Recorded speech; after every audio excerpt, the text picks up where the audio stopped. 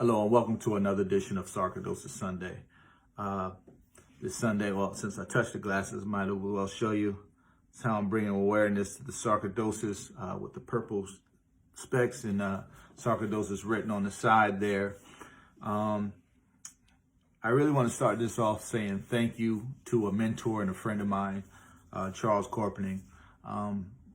Because of a conversation, a meeting we had at Starbucks in January, I was prepared for this day. What day am I talking about?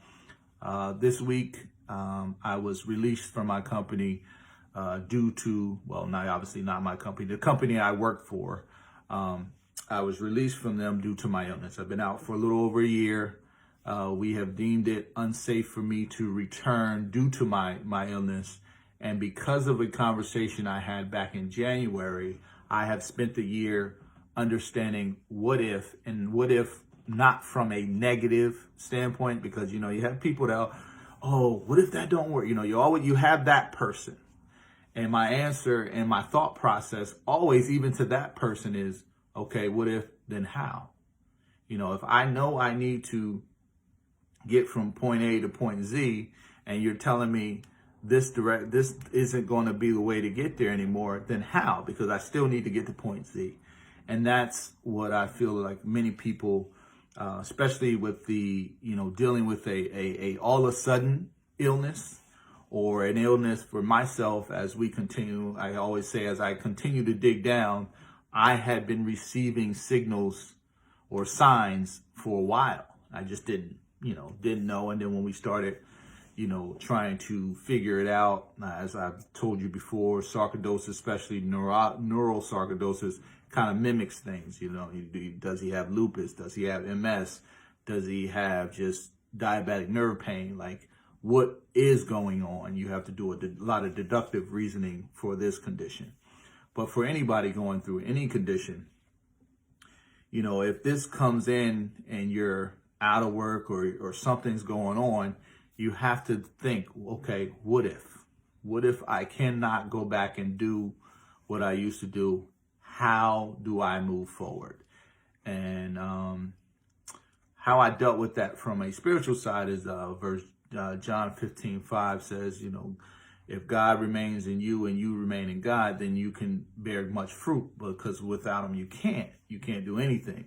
And that was one of my memory verses that I kind of kept going on, like, okay, what am I going to do after this if I cannot do that? And we all know that I'm in real estate, and I was into it part-time. Mostly got involved because I was dealing with, on the investor side, wanted some access to the MLS and things like that, but also enjoyed helping others with the process. So now I get to do that full-time. And the other part of being prepared is, here it is, halfway through the month. The decision is made, I'm notified, and then I'm told I'm only covered with insurance and things until the end of the month. Now, if I wasn't doing the due diligence and being prepared and having that how after the what if, I would be afraid right now, right? So to be notified that I need to contact Social Security when I've been dealing with that process for the last 3 months. I need to find out about my long-term disability when I'm already in the process with them and have already been paid from them for the last couple months. So that is what I'm saying about being prepared for the next step. So don't always just stop at the what if. Oh, what if this happens? I don't know what I'm going to do. Start to really get quiet and think about how. And you can put this message in your health. You can put it in your business. You can put it in your relationships. It's the same thing. If your end goal is marriage with this person, and you come up to a bump, distance or whatever, okay, if that was the end goal, how? What has to change? Do we have to relocate? How can I relocate? And those type of things. In your business, if you wanted to close a certain deal, and there's a roadblock because, if we're going to use real estate, there's an extra lien on the property. Okay, if the end is to close on that piece of property and there's liens in place, is it still a good transaction for you to clean up the lien, or who has the lien, or those things? So what if then how? That's my message with your Sarcoidosis Sunday. Always remember, you got to think of it in a positive way. What if X? Then how to get what is the new Y to get the Z? So what if, then how? Thank you for watching another Sarcoidosis Sunday.